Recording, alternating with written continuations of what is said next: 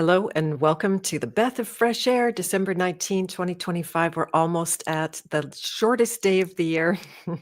It never gets bright here anymore. It's the middle of the day, and we got an intense snowstorm, and it's dark. So I had to turn all the lights on today. But welcome. I'm back today with Dagmar Stansova, and I'm just going to make a few announcements before we get started and I bring her on. So, hello, Miss Eliza. Thanks for coming on the camera check. You guys can see me. I was having some trouble yesterday. That was a little panic, but hello, Mike New. Glad to have you here as well. So, yeah, I think you can just let me know if you can see me. That would be great. And so, just a couple of announcements. I want to let you know that coming up Friday, I'm going to be coming on with Alex Michael, a conspiracy music guru. That will be at 11 a.m. Central Time since he is in Spain. And then a little quiet over Christmas, and December 29, Jacob Lieberman is coming back on. Video is good. Excellent. Thank you. Thank you very much. And so, yeah, we're going to be talking today with Dagmar Stansova again, and it is part 2 of Deculting Natural Health. This is a very big subject. I feel like it could go on and on into infinity, but you might catch some patterns. I'm a pattern hunter and a lover of patterns. And they can show you don't necessarily need to know everything about everything once you see the patterns. So here, I'm just going to put this banner up. And without further ado, I'll bring Dagmar on. Hello and welcome, Dagmar. Thanks for coming. Hello, Beth. I love that we're here with our favorite subject. Get to break it down with our decades of experiences and and share with people what we've been through. Hopefully shed some light on how a parent always wants to prevent their children from suffering. You're like, I just want you to know what I experienced. It's kind of like that, exactly. And that's one of my claims to fame, is that I'm willing to share my mistakes. And I see that you are as well, so that someone else potentially could not make them and save themselves a little time and trouble and money and agony. And there's something powerful about taking ownership of what decisions you've made and how you've influenced people. I mean, that's one of those things, like, no human being ever sees themselves as a villain in their own life. We all are doing our best, but tend to look back and see, oh, I actually kind of was a villain in someone else's life. When I look at what ways of eating I've been through and how many people I shared it with, there's a little bit of that, and the only thing that brings life back to me is to just be able to acknowledge and say, we're constantly learning. Exactly. And that's a beautiful thing. It's to me, that's how I choose my friends, that they're not going to draw a line in the sand and say, okay, that's it. I know enough. I'm done. Not looking into anything anymore. Not going to upset the apple cart, which it does. But that being said, I mean, my God, I feel so deeply for anyone who is on this journey where either they've had something not go right at some point in their life, and then they decided, okay, I'm going to try this, or I'm going to try that, or where they were just completely let down by Western medicine or even alternative medicine, where they realize, like, medicine's medicine. So, why don't I just look at what I'm putting in my body and understand it with greater depth. So, not that I'm qualified in any way whatsoever, to talk about any of this, but all I have is, I guess, right now, about 48 years of experience in not just trying one thing for a week or two, but for, like, we're talking year or two. So, and I have tried many things, as I heard you mention that in your podcast yesterday, where you were saying 27 things, but that's not even all of them. Different ways of eating. And did I notice a pattern while it was happening? Not really, because it's a very similar pattern. And once you're in it, you're in the groove. Like, one diet will say, 30% this, 40% that, and and another diet will say 80%, 10%, and 10%, dividing, the macronutrients. and they all have these little regiments, and it's so seductive because you think, oh my God, this is it. Now I'm really going to get it right. And to me, that's like the big pattern, that desire to, like, I'm going to get this right. I'm the one thing, it's going to like really make it all okay. And then you so want it to be that way. And then even after a year, you're going, I feel worse, but I'm just not doing it perfectly enough. Yeah. Yeah, exactly. Yeah, it engages the programming that there's one of the programs, it's simply called a perfect program, and it wants to get it right, and it thinks that if I get it right, then I'm going to survive, which some people won't be able to relate to because they're like, no, I have no fear of dying whatsoever. But it really does. The programming has us by the short and curlies because of the threat that's behind it. And so I can very much relate to that and have been through a lot.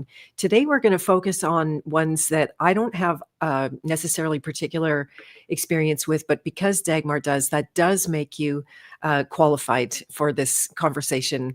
So, we're not pontificating about ideas here. This is lived experience. And we don't want to throw the baby in the bathwater out because pretty much every system has something good to offer, right? So that's almost always the case. And it's the hard part where internally we might want, like, is this good or is this bad? And it's just not like that. That's back in the paradigm of protocols. And I caught myself with that yesterday in my interview with Kelsey, how talking about how holding the breath out makes you more what is it? Not immune, but it builds up your tolerance to CO2. And so I heard her answer and I accepted her answer. But later my brain is going, yeah, but is that good or is that bad? Is it good or is that bad? Should I hold my breath out all day long? Like I want to, or like I can? Mhm. And so, yeah, it's interesting mechanisms that take place around this. It's not just information. It's very much the other side of things.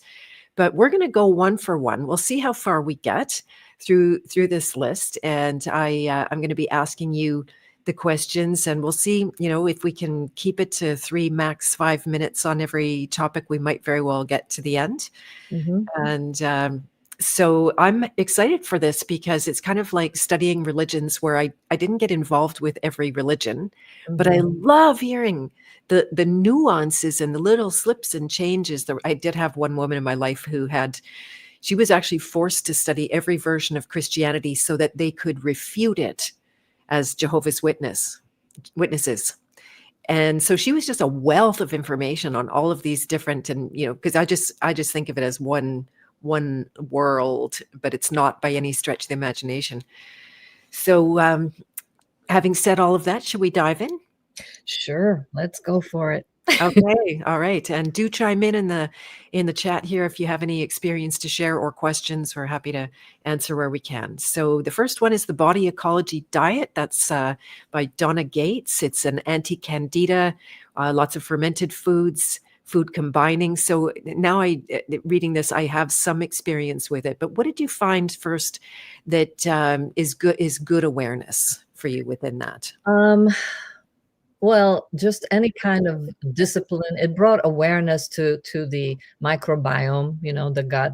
So it did bring that to my attention, but I was still so far off from having any clue as to, what the function of candida might be, why you would have candida to begin with, and what kind of toxins does candida favor, why does it multiply and show up. So I was, pretty clueless, but I stuck to it and I kept doing it. And, it was those days when it was the 80s, and everybody's doing like, the brown rice. Everything is whole grain, whole grain, whole grain, whole wheat. Everything should be whole, whole, whole.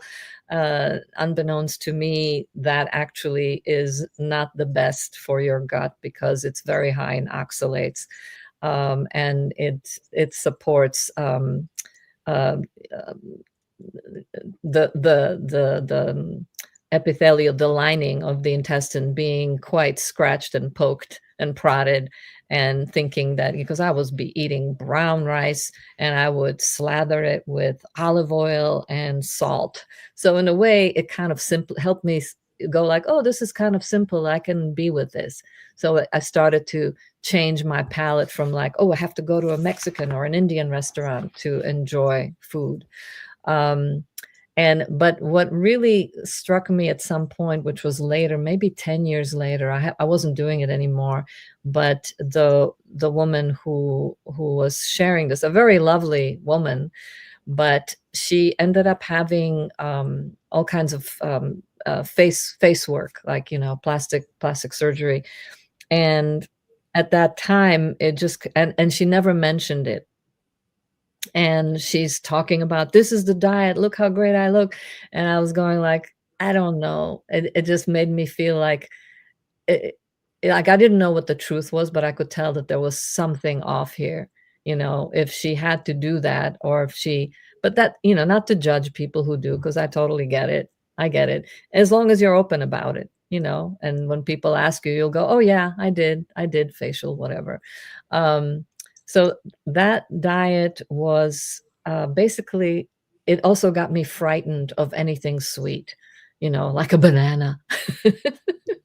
I was totally not on the right track. And just to answer, remember that person who asked a question at the end of the part one that we did? Remember that person who mentioned something like, so are you saying this diet is that everything else is terrible except for this diet? You know, remember that question? Yeah, yeah. I'm wondering if maybe we should come to that at the end. I totally want to answer. I totally want to answer that just in case, because it'll be a rabbit hole of its own That's true. in the That's explanation. I just wanted to add that I totally ruined my son with brown rice. This was you know, I didn't even know what to call this diet, but I had obviously adopted parts of it. And yeah, it was such a bad news thing for a baby to have brown rice. Oh my goodness, I have big regrets with that. yeah. Ferments, interesting. I ended up like just literally, because I had good results with ferments at the beginning, typical. And then I thought more is better. So I would gob out on fermented foods and kefirs, make all my own vegetables and everything like that. And I realized that by the time I got to Garrett's work, had overdone it so severely, and not surprising that all the effects had diminished, all that goodness. And I was just out of habit. I kept doing that stuff. So now I've gone the other direction. Some probiotic food is good. So now I have a half a cup at the most, maybe a quarter cup of kefir every day, done. And I don't bomb my body with lactobacilli, which may or may not be the right bacteria for you. That's another thing, right? Like Yeah. I force fed my son that too, and he's a guy, probably not the best for him. So he's pretty happy that I don't do that anymore. I like your point about being frightened of anything sweet and how many people may have ended up unable to digest carbohydrates in the process of trying to remove all sweetness, which you really can't do. But yeah, I tried hard for sure. Yeah, and oftentimes when you switch from one way of eating to another and you really stick to it, like me, you know, I'm the good student. I'm gonna, you know, respect the teacher and do what the teacher said. Um, when just switching from anything to anything, you will feel better because your body will, either you're adding something that's really toxic, which will create a reaction and shut down a detox. So yeah, it feels like, wow, this is miracle. You know, it's a miracle. It's working. I feel so good. I have so much energy. Right. And then it starts to go down and you just then want to ignore it. You just want to pretend that it's not really happening because we're trained to deny. You know, it's not just denial is not just a river in Egypt. It's something that we are, as it's a survival strategy. You know, so we don't, it feels terrible to tell yourself like, oh, what I'm doing is not working or what I'm doing is bad for me. It's an awful feeling, you know. Oh, exactly. And you have to process stuff. So as you're doing this, dieting adventure or trying to address, you know, basically you're questioning and addressing Western civilization. You know, you're questioning something that is just totally accepted. You know, you go to a cafe in Italy or in New York, they're going to serve you espresso. And that's absolutely the way it should be. Why else go to a cafe, you know? And you're going to eat whatever, you know, crumpets they have. So it's yeah, it does require a capacity to be okay with being outside of the normal, the normal way of being. Totally. Yeah. All right. So in the name of time, we're going to move on Good. and go to Fit for Life, which is Harvey and Marilyn Diamond fruit-based Yeah. morning living foods. Is this like the same as a raw food Well, diet? very similar. Same with the Donna Gates diet. It's very focused on plants. Mhm, Very plant focused, and mhm. protein is just a little bit. I think what did Donna? She said only 20% of your food will be protein, Okay. and the Fit for Life is just something that actually my mother started to do that when she was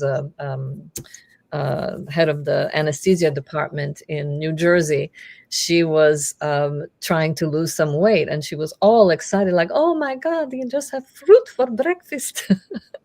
And made her so happy that it was fast. And so it's basically just another kind of leading you towards the raw vegan, eat things live. And so that was kind of not a big deal diet. And so what did you find is good and right in there? Yeah, well, okay, that's with that one. I mean, it's just the focus on living foods. That's good, I think it's a lovely concept, but again, so misleading that you should be eating all these vegetables and fruits. That's where the life is. So that's a good thing. And with Donna's diet, I mean, all the ferments. It's an interesting concept, even though ferments are basically it's like it's rotted food. Um, so So that's some overlap there with the Fit for Life diet. yeah, yeah. I can't say that I guess with the body ecology diet, I can't say that there was anything really great. Some of the other diets, yes. The Fit for Okay, Life, but we'll just go with one at a time if that's okay. yeah. And then so there's not much to fall back on there except that value for fresh food, which that's And pretty good. for normal people, yeah, it's a really big step up, to just eat more cleanly, more organic, um, live foods, all of that, and exercise, so it's not like a big, it's just people know how to market things really well, but they're not really marketing anything new, Right. but Right. Yeah. they Yeah. had a name, Fit for Life. Yeah. Yeah. Yeah. That was more of a mainstream. So we'll go right on then to the diet zone, The which zone is diet, the zone diet.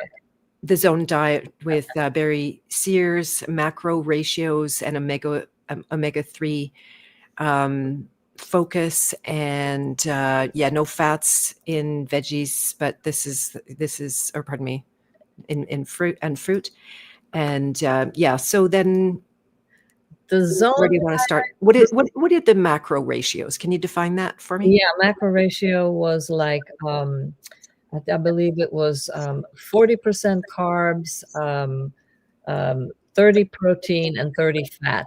And so this was a very mathematical diet where you'd be like half an apple with 3 almonds, and a 1 ounce of cheese together. So you'd always have this particular ratio. And that was kind of fun. And it also did um, simplify my palate again, made me more okay with just simple foods, and you could travel with it easily. And I tormented my poor mother and father with this diet. And And so so in addition to being a simplification of a way to eat, what other benefits do you think are in there? Or uh, is that it? I I mean, it's kind of well-rounded, sort of the way the toxic bioparadigm is the what we're eating right now. To me, it's a very well-rounded diet. There's protein, there's fats, and there's carbs. Right, You right. know, in Yeah, there. and where this one would likely fall down is in the added fat and that idea that the omegas are the brain food. And I know I used to chase the omegas, and then I was eating that MCT oil, which is disgusting, by the way. Especially don't do anything to it. It immediately rots and goes rancid. I really regretted that. And then, as it turns out, the fat that you add to your food gives your body a natural storage place for the poison that otherwise might just move through you. So that's the reason to get, and if we compare it to Garrett's work, he's always looking at what is the smallest effective amount of something that you could get.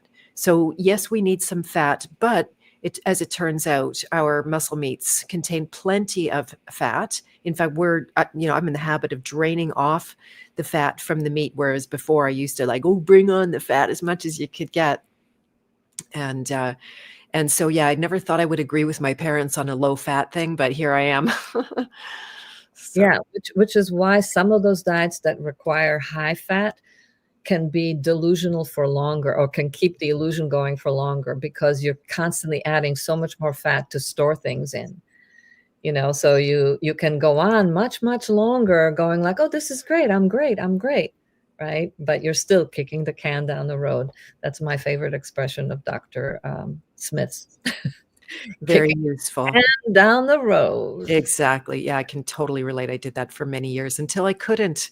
And then I had to seek deeper knowledge. So quickly, couple of questions here. We'll just zoom through them. Fermented cabbage is, the green cabbage is low A, but high in sulfur. So that's the main. I lost my taste for sauerkraut altogether. I never thought that would happen. I threw out the last batches. And so I know it's so popular. It's possible that was a product of, no refrigeration and the threat of starvation and the ability, okay, we got the cabbages now, find a way to preserve them so that we can eat later. Yeah. Yeah. And then is one of these topics going to go deep on oxalates? Because Maya had a question. Yeah. It is. Okay, so we'll save that one, Maya.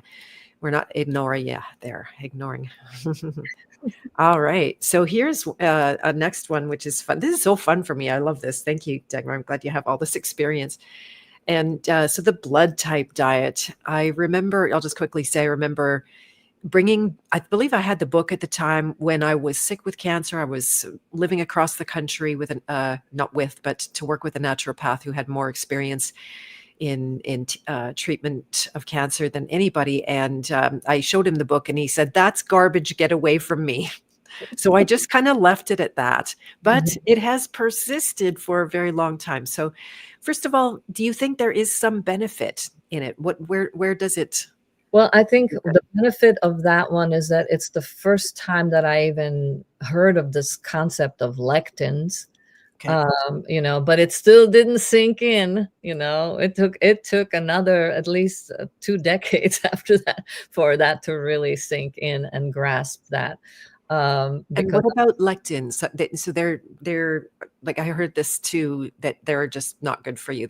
It's a protein that's basically nature's way, because nature does not, let's just say plants, they can't attack and they can't eat you or bite you. So this is how they defend themselves. They make their own poisons, which are you can look at them as pesticides, poisons, phenols. There's all kinds of, that people tell you now are good for you. Because the whole concept of hormesis and all that, people say, well, a little poison is good for you because it's good for your immune system. It gets you going. It's like saying a little death is good for you.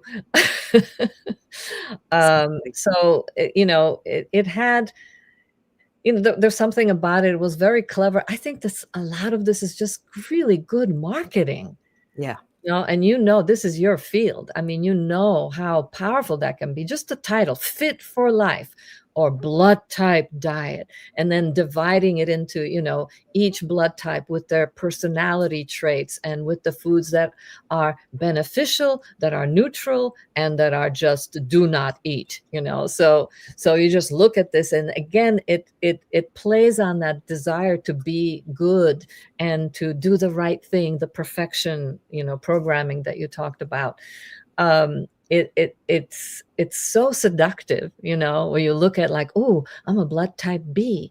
Oh, that means, oh, yeah, I should not eat that avocado, or, you know, or, oh, that chicken, it's killed all my ancestors because Jews should not eat. Yeah, that's why they have all these diseases, because of the chicken they eat. And now I think about, now that I understand the toxic bile paradigm, I'm like, oh, it's not the chicken, it's the tons of chicken fat and the chicken livers, you know. But it's, you know, all these conclusions, they're just, they sound so good because they're presented so beautifully, you know. Yeah. And Yeah. Mhm. but, just looking at it, like, what are good for you, like it'll say coffee, if you're an A type, is really good for you, it's a positive, you know, it's beneficial. And I'm like, I didn't realize it then, but now I'm like, wow, you know. It's also their so-called testing is done on the unhealthiest as part of the population, you know, and they're eating not even organic, there's just, you know, they're eating like canned tomato paste. um Come on, you know. So it's, there's really, apparently, I haven't gone deep into the study of it, but there's really no real proof. You know, this is what's his name, Dadamo. It's his, he took his father's work and then created an interesting concept around it. So Right. that would be Right.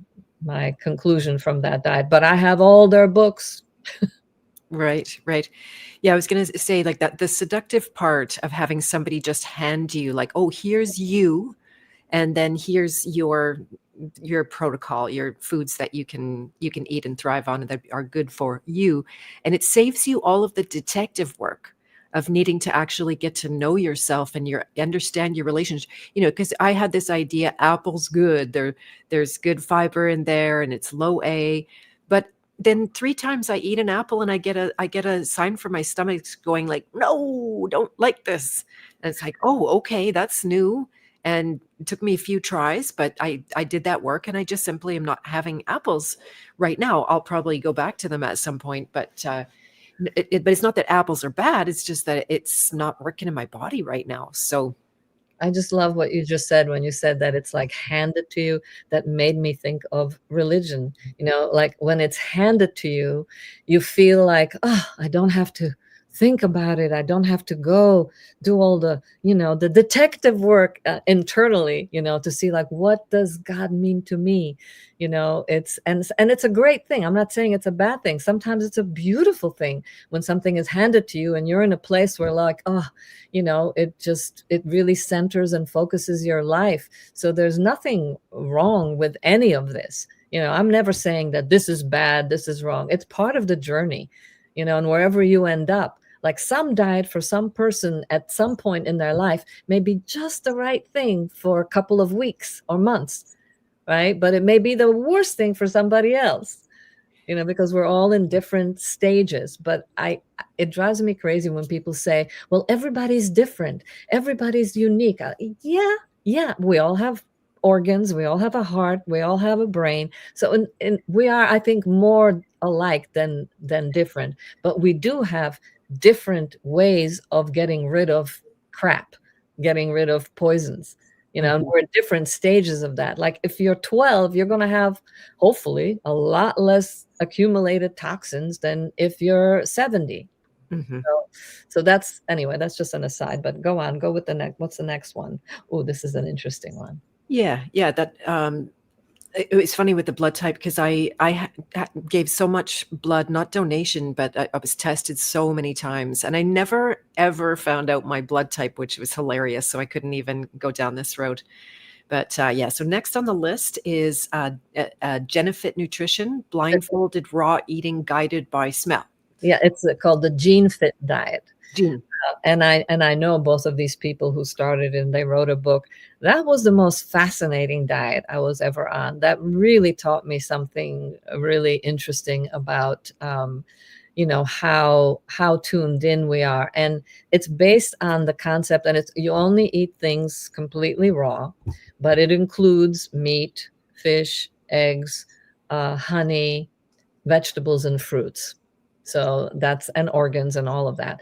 But the way that you eat is you blindfold yourself, and only rich people can afford to be on this diet because every time you eat, you just have to have a big table and you put, like 10 different fruits, 10 different vegetables, 5 different meats and fish, and you blindfold yourself and you smell each one.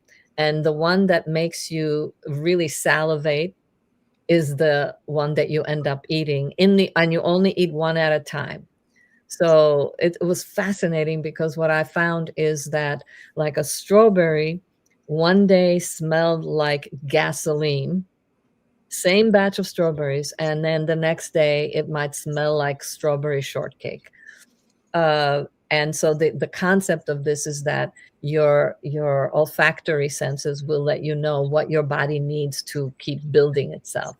So it was a great idea, and I was so enamored of that because they had a child, and like with children, you can really like do that, spread the table and see what they'll be really drawn to eating. But it was completely not practical, and the fact that it included the eggs, and no dairy, though. There was absolutely no dairy. That's not considered part of natural food. But it really taught me a lot about how, our sense of smell is quite phenomenal. That one food, when it's in its true raw state, not cooked, so it doesn't count for anything that's been heated or had any kind of chemical reaction. So, but I was like, wow, my nose can completely have a totally different smell, um, depending on where I'm at, what day it is, and how I feel. Right, so that would be one of the strengths, because I noticed that right now I thrive on higher potassium, so I'm drinking potassium chloride water. It tastes good and yummy to me. When I put that stuff on food, that tastes good. But there may come a time where I'm like, oof, what's that? Yeah, yeah. So, Well, in the Gene Fit diet, anything that is like a supplement would not count. But I too have that same response with potassium citrate. I okay. love the taste of it. And I hate it, and it will cause me a bile dump after like 4 or 5 days of using a citrate right now. I want to make one quick point about the salivating, and it's possible, I don't know, I haven't verified this, but I just thought of it, that the more you salivate, the more it's, let's check this if this is true or not, the less digestible it is. Like literally the more, that's why a piece of gum will create so much saliva, because it's desperately trying to break the gum down, and making enzymes and sending the which is actually your blood, by the way. The saliva is your blood coming through the glands and Mhm. becoming saliva. So what do you think of that? Is that Well, I think that good thinking? Or? from my little experience with the Gene Fit diet, that was the shortest one I did. That was only a couple of months. Um, was that when you would taste that strawberry, or if it was a piece of meat, raw meat, and you would taste it, when it smelled pleasant, and you would salivate, the flavor of it would actually be like heaven. You'd be like, having orgasms. Like a piece of meat could taste like indescribable, almost sweet, so there's something about, uh which really, we can question, what are we as human beings that we can change the flavor of something? Right. Yeah. So no opinion on that one. So I'll leave that open, and then Leave that one open, I would. yeah, if anybody has any details on that. And so we'll move now to the raw primal diet. Some in common with the other. You're saying Agenus and Vonder.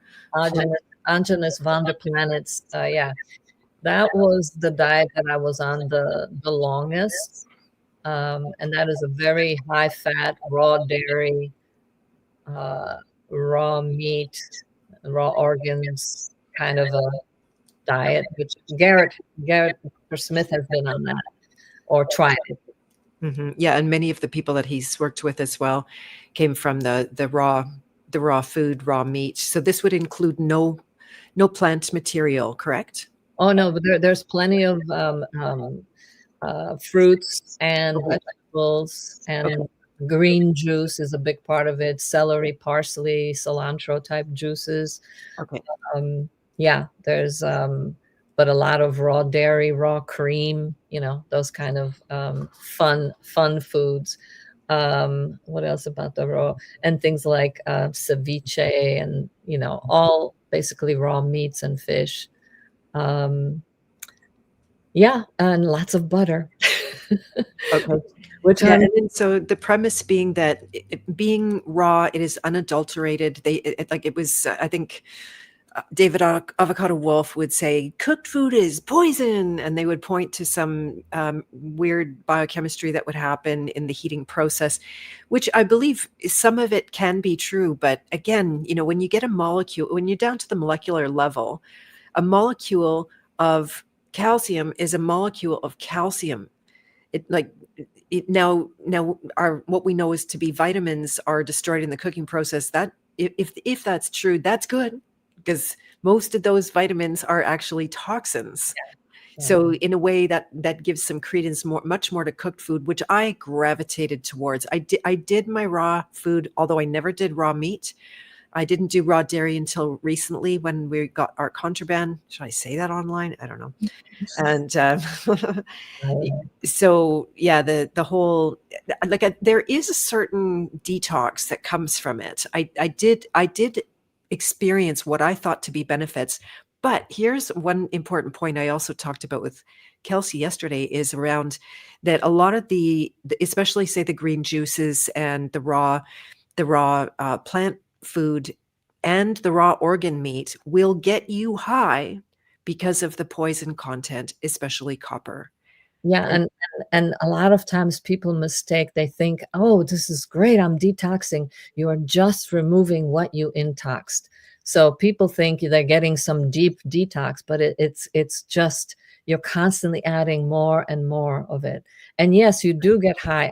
I even on my YouTube channel, I still have it on there where I do liver shots, with raw milk, and I would take raw liver, put it into a little shot glass, and swish it down. That was disgusting, but man, I would even say like, oh, this is like coffee without the caffeine. Because you do feel incredibly like suddenly your eyesight gets sharper.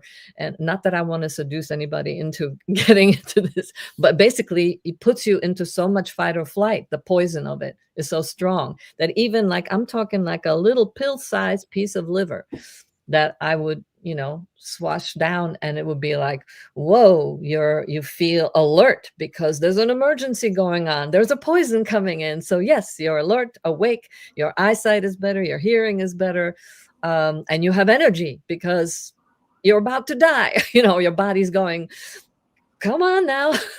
you know.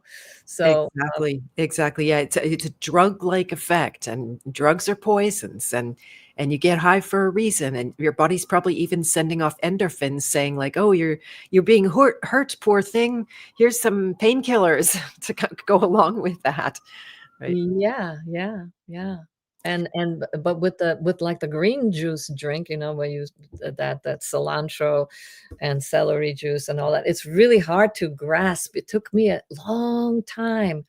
I think it was Dr. Chafee's lecture that he gave on plants are trying to kill you, where he talked about that it just started to register. I'm going, oh, that's why I feel like shit, and why I don't want to drink that celery parsley juice. But I've sold myself on that it is good for me. Exactly. And an excellent point when you think that it's detoxing you, because every time I had a green juice, I've also something else would happen. And it's like you say, your body's just going, oh, in with the poison, out with the poison. Like run to the toilet. Same thing, sometimes with cream that I would do, and I thought, "Oh, wow, this cream is really detoxifying me." Lucky me. Um, yeah. Yeah, exactly. Yeah. Yeah, raw organs, that is dedication. I could barely eat a cooked one myself. So luckily I never did dose on any of that. I took So some pills, though. You never took organ pills? Never. No, I just my brain wouldn't go there. So it's like I got it. It got an FU. Just I had no reason. I just didn't. It's a lot of my brain saved me from a lot of stuff that way. Pretty happy. So yeah, and yes, we agree that alcohol is a poison. Absolutely. Yep. So all right, we're just Also, just as an aside to people who might ever try this kind of diet, the women who were on this diet always ended up really overweight and miserable. And the men always had this funky, stinky, old cheese smell from all that raw dairy, you know? And it was oh like, "Oy, yoy, yeah I yeah. never I never did it enough, like, as intensely as everybody else did it, you know, I still had some part of me that was like, "Okay, well, wait a second, I don't know about I'm not doing no smoothie with a blended kidneys in it or blended liver with, you know, fruits." No. Oh my goodness. But Yeah, exactly. Exactly. All right. So we're going to go on to Douglas Graham's 80-10-10 diet, which is high carb, raw, vegan, tissue breakdown. Does that mean promoting the autophagy, the glorified autophagy? it's just an extremely detoxifying diet. Hmm. So well, it's really not the I mean, that's my old language saying that it's detoxifying. Really what it is that it is so full of poison that you just can't stop and you keep trying to get it out So the same. and you lose a lot of weight. I mean, it's mostly it's 80%, you know, plants, carbs, 10% protein, 10% fat, and Okay. only fat from nuts. It's all raw. And it's like, you know, some of the people on that diet, I mean, when I was on it, like I would eat like, you know, uh, 10 bananas easily, you know, or, you know, 8 peaches, you know, it was like, and the other thing that all these raw diets do, they will destroy your teeth. Right. With a high carb kind of thing and a ton of fruit and everything like that. Yeah. And then you're adding even dry fruits. I mean, it is just a only really young people can sustain this for a while. Right. Right. Yeah. Yeah, for anybody that struggles with constipation, take the dry fruits and I think all dried foods out of your diet or rehydrate them before you use them. I think even dried meat will qualify for that because the it instantly is going to pull water from your body to hydrate and in order because you can't digest anything without water. It's just not going to, and you're not going to detox anything without a medium it's going to move out on. So yeah, the dried fruits, it's I'll barely like I'll have, one fig, even though it's kind of on the love your liver path for some calcium, but I just have to back off. And then yeah, the nuts, I ruined myself completely from that. Very high in oxalates, high in the fats that you don't necessarily need or want. Mhm. And then yeah, the high carb is good because it's better than the low carb. At least your body won't become maladaptive to carbohydrates in the process. But, I'm guessing also, some elephant in the room with the 80% plant diets is too much fiber. And I think about it now, I'm thriving at this current stage, I'm thriving on less fiber, not 0. I get a little bit with my meals, but or I mean, a decent amount, maybe a quarter cup of beans, and I will have cooked celery or some other, low-wave veg but not like I was gorging on before, and especially all of the lettuces that are super high in insoluble fiber, which is just like a bulldozer, like you were saying, the injuries from the inside, all of that fiber becomes such a labor and a workout, and it just doesn't need a scraper.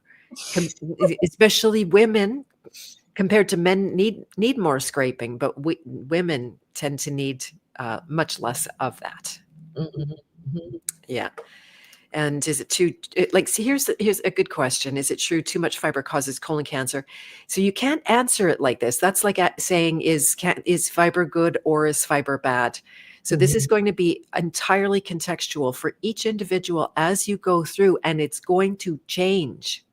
Right? Mhm. So personally, I was eating way too much fiber. I would get totally either backed up, or I would get major bile dumps, and my bowels still wouldn't move nicely with all that fiber. So yeah, you have to find your Goldilocks Mhm. place, which means your exact right amount for right now back to the detective work. So Mhm. Mhm. yep, yep. And do you have a chocolate diet on here, by the way? Well, that's the superfoods diet. Okay, perfect, Yeah. perfect. So we're getting the chocolate, Jackie. Yeah, just so you know. Nice.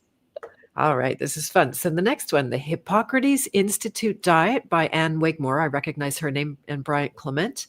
Vegan, raw, and wheatgrass. So they brought wheatgrass to us, did they? Yeah, well, that's part of the Hippocrates Institute is in Florida, and man, I bought all those books, all those fruitarian guys, and I remember going to a big conference of this, and uh, Brian Clement, who looks very strong and muscular, for he was young then. I don't know how he is now, but obviously it was working for him for a moment, like everything works. And I know part of it is probably because he's got a whole institute based on it. But I remember his very lovely wife was coming to speak to us, and she walked up on stage and she passed out. And I remember that was when I was like, and I'm going, this is not working for her. But she's the wife, so and she was so lovely. But she's, I think, of Swedish descent or somewhere from the Viking area, and her just eating this raw vegan diet and all that wheatgrass was. And she had, I think, they have a couple of kids too. So that was when I was like, oh, something is not working here. But they help people with cancer, people go there to the institute and they feed them their raw meals. So everything works for a moment at some point. Yeah. Yeah, yeah, exactly. Like you said, even a broken clock is right twice a day. And and it's a path, people sometimes start the path and maybe it gives them time. So, you know, who am I to say? But well, the only thing that I have to say is that I've been there, and I hope that nobody has to go through so many paths as I did. Exactly, exactly. Yeah, that wheatgrass, it's so nasty. I think you guys heard me say it, that I was taking, doing the one shot or the two shots, and then I think one day I had three, and the whole thing just came right back up. It was just went like, "Are you fucking kidding me?" Like this, right? And yeah, I think, "Oh, I'm really detoxing now." It's like, "No, no, I've been poisoned." But I didn't go back. There was something like my system is good. It will override even if I've got some belief or intellectual knowledge. I'm just like, okay, I'm just backing away and I can't explain it, and I don't need to either. So yeah, that disgusting stuff is super high. And we're very lucky for the animals. They eat the grass and they take the poison and they stick it in their liver and give us nice clean muscle meat, or at least relatively clean. So yeah, yeah. And yeah, so there is a little bit swearing sometimes around here, Chrissy. So you could, I don't know what you can do there, but just so you know, there is some, and I don't do it a whole lot, but I Yeah, will look for emphasis. I'll try to contain myself. I'll take the old country farmer out of me for a moment. Right. And so we'll go on now to fruitarianism, not entirely unrelated to the Hippocrates, Yeah, but it's fruit all only. going that same path, it's Mhm. just, I mean, insane and I did it, and I think that's when I really started to see, like, some really bad things happening, but I still didn't connect it. Like, I developed a sun allergy, Oh, and darn. my body was trying to get stuff out through my skin, and the sun promotes detox, so every time the sun hit me, it would be like I get these hives, and that messed me up for and I'm still working on that. That was what kept me going all these years from one thing to another until I found this paradigm, which is the only one that explains what's happening and is having an actual effect. Right, right, Yeah. got it. So Yeah, you yeah. can Yeah, so let's just a little bit of detail here with a pure fruit diet. You're getting such low protein. And what that means is that your body will not be able to make basic building blocks for, whether it's building muscle or repairing or all of that kind of thing. Like the fallout from a lack of protein is ginormous. They go to the third world and give them vitamin A shots, but really it's probably a severe deficiency of protein. I don't know if you want to say anything more about that. yeah, Yeah. I just thought of another one that I was on, as you mentioned that it was, have you ever heard of the body electric? People did all kinds of energetic work, and part of their premise was that they also did only raw and focused on a lot of fruits and things like that. And all those people, my God, where they ended up if they kept going and going with that, what that lack of protein. I remember one of the leaders of this great movement, he said to me, he said, anything that has structure is a protein. I'm going, okay. And he actually became blind Oh, darn. from That's eating sad. a raw vegan. He was older, and he kept doing it, kept going and going and preaching and teaching all this stuff about, getting your minerals from your juices. And he would also add humic and fulvic, those kind of minerals too. And I remember and that was very high in raw chocolate of any kind. And I remember at that time that I was just constantly sitting on the toilet and I thought, oh, I'm really cleaning out nonstop. I know the belief is just a really hard one. And so the fulvic minerals and it was fulvic and humic, did you say? Mhm, mhm. Yeah. And what's the deal? I also never wanted to take those. What's wrong Well, with them? humic minerals is very similar to shilajit. Okay. It's the shilajit is the Indian version, but it's uh, ancient plant, just decomposed. And the fulvic is just an extraction from the humic, and it's more concentrated. But, everybody's like, oh, this is the best stuff ever because it helps you absorb everything and it will heal your teeth. And, it's fully absorbable minerals. And you're just, um, I stopped those when I got to the low oxalate um, diet. That's when it started to dawn on me. Wait a second, these are ancient plants. uh, Right. and we're not talking, grapes and apples. We're talking plants, vines, or whatever was growing back then. Right. Right. Yeah, it's so funny they managed to sell them dirt, right, effectively because the plants turn into dirt and then so then we get to buy that. It's good just Yeah, go and dig and it you from the pay a backyard. lot of money for it. Right, exactly. I know it's like, "Ooh, Sheila Jeet," like this. Well, and also Shilajit, you get pretty high from it. Same with the humic, Right. and it can Right. have good effects. I noticed that, like, the humic really did when I was having some dental work done, and I did a lot of those. They did kind of firm up my teeth. Okay. But was it long term or was it just short term? I don't Right. know. Right, I right, don't yeah. Yeah, putting your body into a state of, not detoxing, meaning the bile won't be in the blood and it won't be, washing the mouth, which, like I said, the saliva is a kind of form of blood or comes from the blood. And so, yeah, your teeth could improve while you don't have a lot of bile in your system and you're not detoxing, but like you said, just kicking the can. Yeah, yeah, yeah. Yeah, And now I don't do any of that, and my teeth are stronger than ever. Uh, amazing. yeah, I'm in month 15. What are you in? I think we're about the same. Yeah, I've been saying 14, but it might be about that. Yeah, it was, uh, September, October, I started last year. Yeah, me too. September I started. Yeah. Right, right, yeah, I think we're on the same schedule, so. All right, so we're moving along now to the macrobiotic diet from, Michio Kushi, Yeah. a yin-yang balance and seasonal eating. Yeah. So what are the positives here? Well, eating what's in your environment, that's a positive. Mhm, And there's a certain kind of a ritualistic cleanliness or more of a spiritual aspect of the yin and the yang of foods, to it that I kind of enjoyed. Um, it's very monk-like, the way everything is served and all of that.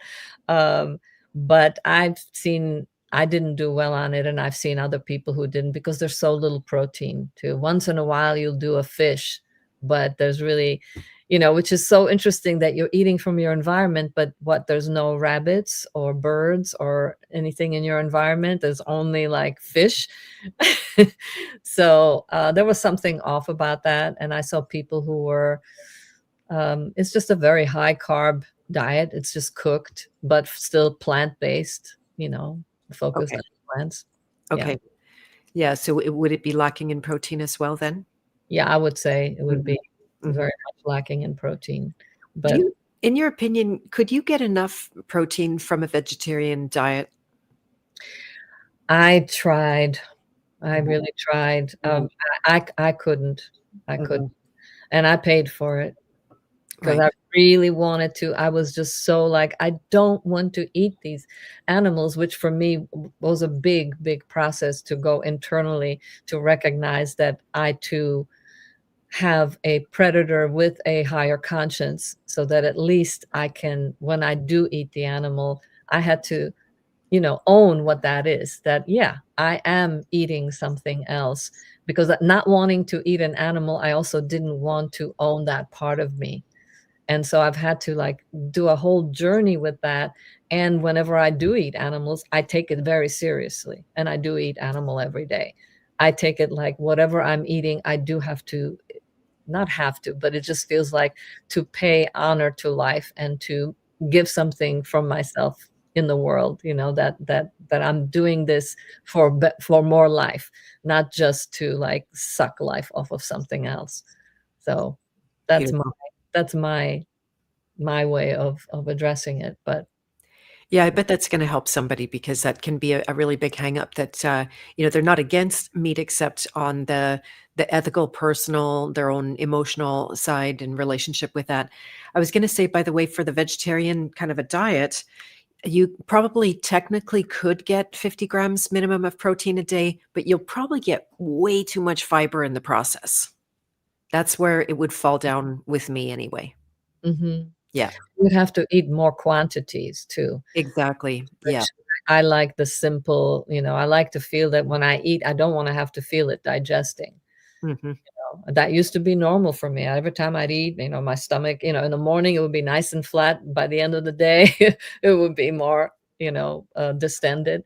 And so that's doesn't happen anymore, ever. You Yeah. know, that's a really great plus. Like if I knew I was gonna have a date or something, I couldn't eat the whole day. Now I can eat whenever I want. Nice, nice.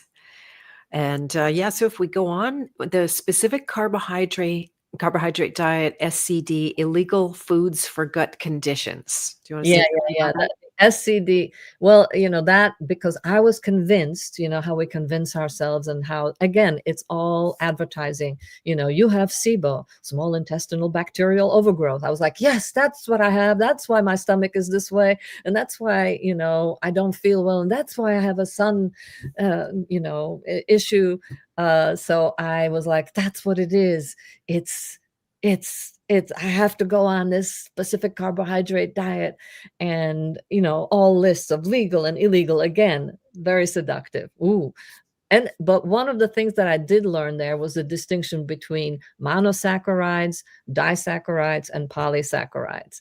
And so basically on this diet, you avoid all poly and di, which are just sugars. So di is two sugars, poly is many sugars, and monosaccharides is one sugar. So you only eat things that are monosaccharides because those are easier to digest and to absorb and all of that kind of stuff. So I did discover that many things like preservatives are polysaccharides, and things that surprised me, were polysaccharides. So that was educational, but it still didn't do anything for me because I was still eating the monosaccharide vegetables, still eating my celery juice, drinking my juice, and eating my tomatoes, whatever. So it was just another kind of God, what would you call it? Just another restriction. And Yeah, I just it was just so much effort and energy, just like measuring things, and calculating this you had to like, make sure that you avoid this. And then I used to make my own yogurt, and I was so proud of this. I would make a yogurt that really had no polysaccharides, where you get the culture for it from one place only, that had nothing in it but the acidophilus, the two particular cultures that you put into a yogurt, but no other weird things added. And you make this special SCD yogurt that you ferment for 24 hours. And again, you're just taking in the dairy, taking in the thinking that you're doing the best thing for your gut. And it didn't do anything, but I kept doing it. That didn't stop me from sticking to it. Yeah, so that's that one. I was watching a dumb show called The Good Place. Someone in the House of Free Will turned me on to that. Unfortunately, I'm now addicted. I'm gonna have to watch them. We might do a House of Free Will event. And so they pegged the one person. He's supposed to be a monk, but he's really in disguise. He's not a monk at all. And so they gave him what he thought he wanted, a special glass of yak milk. And so he goes to drink it, and then he goes bleh. Like his body just rejected it. It just kind of came right back out, and is like, yeah, that's a smart tongue there, you know. So yeah, I hear camel milk is a little better for us, which is weird, and I can't go there personally at all for Yeah, lactoferrin. I got it. I got the camel milk powder, and Mhm. I got some frozen camel milk. I still have it. And Yeah, really, the only thing, I could see it serving a purpose for people who just really aren't ready to get over certain addictions. yeah. 'Cause I could restart an like, all I have to do is get some decaf or some fake coffee and put some camel milk in it, and I'm like, "Oh, I'm back in the zone of some addiction." 'Cause it reminds me of that, like, "Ooh, now I'm really a writer because 'cause I'm drinking fake coffee with my camel milk." Well, isn't that interesting? Because fake foods actually do promote the addiction to the real thing. I noticed that. So I started making this beautiful cookies. They're amazing with erythritol at the time, which I know is bad and wrong now. And when I had them, I couldn't eat one or two or four. Oh my goodness, I just sit and gorge on them. I had the idea that they're healthy. Meanwhile, made with almond flour, so couldn't be higher in oxalates. And but it was like so hungry for me. Like I really yum yum yum yum wanted this. And then I would feel sick. And then I finally, okay, I'm just not making cookies anymore. This ain't working for me. So yeah, yeah. When you get that, do you know about erythritol? Why it's bad and wrong? Say compared to a xylitol that your body actually Um, makes. I think it has to do with some kind of an alcohol. Um, yeah, I'm not sure Okay. that would be a good Garrett question. Yeah, they're all alcohols. Yeah, yeah. I'll have to bring that up with either Garrett or Kelsey. She'd be good. Yeah, yeah. I bet. By the way, that was such an awesome interview with Kelsey yesterday. Oh, good. I loved it. I hope you do it more.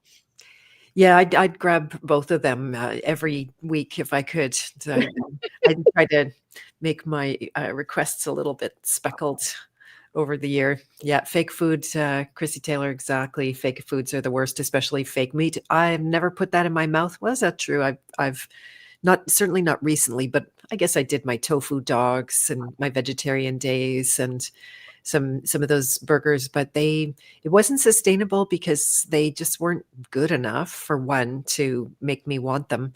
And then yeah, all that. Are we going to be talking about soy in here? Well, yeah, I mean, why not? I mean, Mhm, yeah. I mean, we know it's estrogenic and mhm. also oxalates. Also, okay. Yeah, yeah, and God knows what else. I mean, it's just like if you ever watch that episode with Dr. Chafee, he talks plants are trying to kill you, and you just realize like just Brussels sprouts, I think they have like 300 different toxins in them, like when you really grasp that. And that took me so long because I did all this research about the sun allergy, and it said something like, "Oh, well, celery has makes you photosensitive," and I was like, "What?" I didn't want to believe it. Yeah, I said, "Oh, this must be some obscure research by some crazy people," because I just could not associate plants with actually having something in them that isn't beneficial I for us. know. I know. Yeah, people are, "Oh, those plants, they want us to eat them. It's so romantic." And I think it's the other way around, that we're here for the plants. Yeah, I always joke that the plant, what it wants is for you to die right underneath it so that your body will decompose and release all your wonderful nutrients to feed it. Exactly. Yep. Yeah, they have a plan.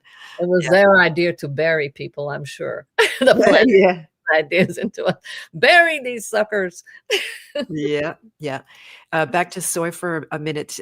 When I researched a little bit on the history of there, soy was only ever used as a crop rotator to put nitrogen into the soil, which beans do.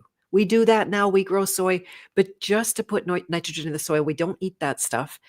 And so if you are going to eat anything, now I didn't realize it's high in oxalates and yes, estrogenic. So don't give the tofu to your boy children for sure. Luckily, Or my the son didn't girl. like it. I wasn't into it either.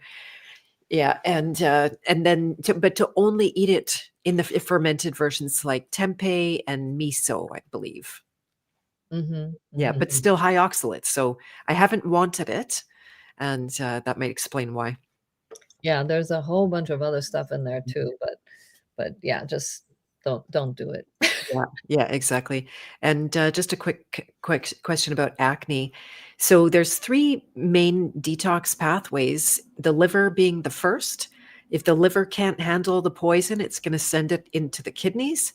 If the kidneys can't handle the load, it's going to send it out the skin.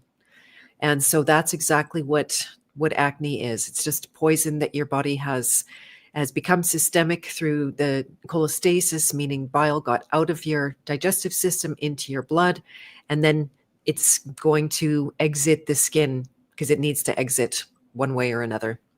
And it's always you can tell by the color, red and yellow. Ah, yes. Yes, exactly. Exactly. Yeah, we always think sort of like white blood cells, but there's probably a good vitamin A component there as well.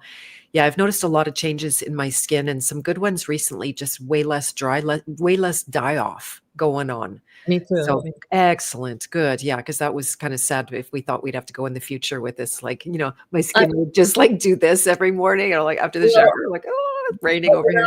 after a while, I was like, "You know what? If that's how it's gonna be, if I'm gonna lose the visual, I'll still be fine because I feel so good," you know? Right. So, Exactly. yeah, Exactly. it was a big moment, but I'm really happy now with especially with the magnesium pitolate that, Oh, fantastic. Kelsey recommended. I'm feeling like the moisture's coming back, and I'm like, "Oh my god, it's my That's my a skin's that's coming back." Yeah, and do you use that in addition to MSG or instead of? in addition. In Well, addition, okay. I couldn't do the MSG until I started doing the magnesium pitolate, Ah, which basically does have gluten, it's pyroglutamate is the other name for it. Um, pyroglutamate, yes. yeah, yeah, so I noticed that, oh, suddenly I can do the, monosodium glutamate, much bigger portions, which I'm loving. Yeah. I know, it's delicious. Okay, yes, I've got a whole great big bag of L-pyroglutamic acid, which I hear is the same as that magnesium pitolate, and although it's a completely different name going on there, but that's what There's the same. Kelsey said this week. Yeah, yeah, yeah. Yeah, I'm gonna try that. I'm gonna try using it if I can take more MSG because I'm on a teeter-totter with the MSG that, I can go 1 pinch for sure and not pay any price, but 2 pinches after about 5 days, my body's going like, "Woohoo, let's release copper fast." Yeah, So, yeah, you gotta watch that copper, release. I think that the copper is more intense than the vitamin A, actually, for me at exactly. least, because of all the chocolate that I ate. Right, right. Luckily, it quit me. I couldn't continue with that chocolate. It was, yep, that was good. My body just knew. It's like, "Back off." So yeah, I even had one little thing on what day, some occasion it was, and just had half of a thing with that had chocolate on top of it. Well, in seconds, I broke out. My skin, it just went like from my mouth right to my skin and it's out of there. So it Wow. didn't last. Luckily, it was like a shingles breakout. Uh-huh. Luckily, it didn't set off a whole mechanism, but yeah, it was a very clear sign. Like this is poison. That magnesium pidolate, it's PIDO. OLATE. Okay, yeah, yeah, and it's from nootropics. Yeah, nootropic. NOOTROPICS. Okay, if you feel like it, drop it in the chat, and I they could don't know add how that. to do that, Beth. Okay, no problem, no problem. So I also feel like recommending a supplement. It's not good just to take a recommendation and run with it. You need to learn and understand your own body with it too. So I know that was my bad habit. I'd hear something on the grapevine, I'd run and I'd get it, and I'd take a lot of it, just like without any knowledge at all. Yeah, and this is after I've done all kinds of different magnesiums that didn't quite the chlorides didn't work as well for me, whereas this one, it's doing a really great job for me. Yeah, But I it's want to try it. because I searched and tried. I didn't just go like, "Oh, I'll do this." Yeah, And I've had my blood tested and my hair tested. So I'm not just like shooting in the dark. Um, exactly. I definitely need to restore my magnesium supply because I've been using up so much of it because of, trying to my body's working. There you go. There you go. All right. So we are now on the low glycemic index diet. So Well, that's just a pretty simple one. I mean, yeah, it's all about the glycemic index. I mean, if I were to follow that now, I wouldn't be eating 2 or 3 bananas in a row, which I do sometimes when I need them. I find that a lot of these diets that are so like, here's the precise number, here's the, all of I'm finding that they're moot, they don't it's different when you're not taking in a whole bunch of poisons. It's a completely different universe. You can't go by the same rules of like food combining, let's say. You know, it I don't need any food combining when I'm not eating poisons. I think it's more have to do more with, combining the poisons. Um, I poison know. combining is, you know what I mean? Like all these things that are so popular and the yin and the yang of this, it's so it's a different universe. Like things that I needed before, I don't need anymore because I was just trying to kind of suppress some reaction to something when I kept adding the poison. So, and that's I think is what makes anybody qualified to even just talk about things. You just try it. That's you just try something. So I get an A for trying many things. And the same thing, thank God I didn't shut down like a lot of people do. Like a lot of people that come to a point where they're just like, no, I've tried everything. I've tried everything. I don't want to do anything else. Right? I'm just so grateful that even with all the stuff that I went through and all the negative things that have happened to me from the things that I tried, that I still continued to be open and in search. And I tried this. So, and that's the only reason I'm even talking about it publicly, because I see what it's doing to me. And, Yeah. um, Yeah. Yeah. and the people around me. I have my very close friend from college. She's doing the same thing, same time as I am, and I have 2 other friends. So we're watching each other. For sure. Yeah, that might be the lover in you, which I often see, and it's that the truth or bust. Mm, We're not gonna compromise and stop because I have the trying fatigue mm, going on, and yeah, like I avoided trying burnout by not trying everything, and like I would more block. Oh, new trend, don't look at it. Don't consider it. That's my denial strategy. And yeah, it's such an extremely good point. I want to emphasize it is different when you're not intoxing on a regular basis.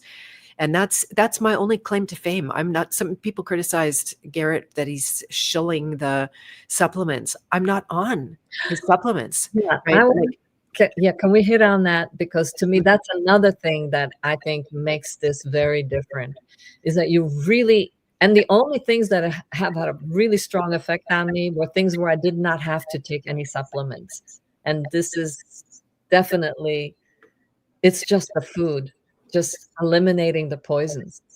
yeah, that's a lot of magic right there. And I actually wish I could take, I can see the signs. My body would thrive if I could have more zinc. But even when I tried to, I removed the fibers from my zinc sources, meaning meat, for a Mhm, few days just for one of the meals. And mhm. I started to detox too fast. I'm literally getting too much zinc. Yep, yep. So I was like, okay, bring it back. And for me now, I want to combine my fiber with my zinc sources, which is sort of backwards for someone else that might benefit from separating them for a time. Mhm, So mhm. yeah, that's yep, that's a thing. And let's see, yeah, the Next. food combining, I rejected that myself. That was something. Although you can see, like if you down a smoothie on top of a burger and you don't feel good, and there's a whole bunch of sugar, especially the like dessert after meal. When I went to India, we all would eat dessert first, knowing that it's gonna just like be fuel and burn through, and then the heavier food won't. The idea was that it would ferment because of the sugar. Is that true or just Well, I mean, it depends, what are you eating? What kind of sugars, you know? Mhm. If This is it the sugar, like Yeah, if it's a sugar, well, yeah, it probably will ferment, mhm. but anything can ferment, Right, you right. know? We have fermentative processes Yeah, inside of us on purpose, right? yeah, yeah, and, drinking a smoothie that's not eating. If you're breaking down all these vegetables and fruits and or whatever, that's not really, we're meant to eat the fruit, the blender is our teeth. Exactly. I know, and our jaws are getting very weak because we're not chewing that much. Although I think mine's really strong from years of grinding my teeth. So now I need a break. Thank God the low copper and the detox that I've done this last year, I do not ever grind my teeth anymore. I don't have that constant Wow, stress and tension in my jaw that I used to have. It's miraculous, literally. that's awesome. I know it was really torturous to try to like bite the teeth out of my own mouth when I'm sleeping every night. Like that's just like, oh, poor thing. So, all right, on to the anti-parasite diet. We said a little bit about this last time, but it certainly bears repeating. Yeah. Herbs, antimicrobials, and fear-based protocols. What would you like to share about that? Is Yeah. there anything good in it? Well, not the way that it's presented. Yeah. There's something to be said about understanding. That was the one good thing that I grasped from the primal raw diet, the Ajonas von der Planets diet, that I still feel there's a lot of truth to that, which is based on the terrain theory, meaning that um, if you have dead tissue in you, parasites will be drawn to it and will multiply to try to get rid of it. Like, I started to understand the role of bacteria and parasites and funguses, not as some horrible enemy that we have to get rid of, but as just something that is already in our system. And for when we do die, when we are all dead tissue, hopefully it will eat the rest of it and basically kind of decompose us, right? That's the job. But if you have a lot of dead tissue in you while you're still living, then more of them are going to come and clean up. So it's just like, you don't blame the crow for killing the deer on the road just because the crow is eating it. The deer was dead. That's why the crow came. So that part I think is interesting, but the way that it's presented by most people and the way it was presented to me, horrifying. When they would show you the enlarged pictures of like, this is what it looks like, and this is attaches to you, and and it will. I mean, it's just, again, it's nothing but terror of like being, invaded from the inside. And Mhm. man, it scared the bejesus out of me when I was, exposed to all of that. So I would do all like the walnut, what was it, the shells and the garlic and the turmeric, all these things, turmeric, that was supposed to kill the parasites. Basically, I was eating a lot of the spices that are naturally put into all Indian foods. Um, which I guess, it played an important function there because there was no refrigeration, I imagine, at some point. So people had to come up with ways to kill the parasites. Um, Exactly. I know there couldn't be anything more fear porny on that side. And it was another one I'll congratulate myself that I just went like, no, no, it's a no.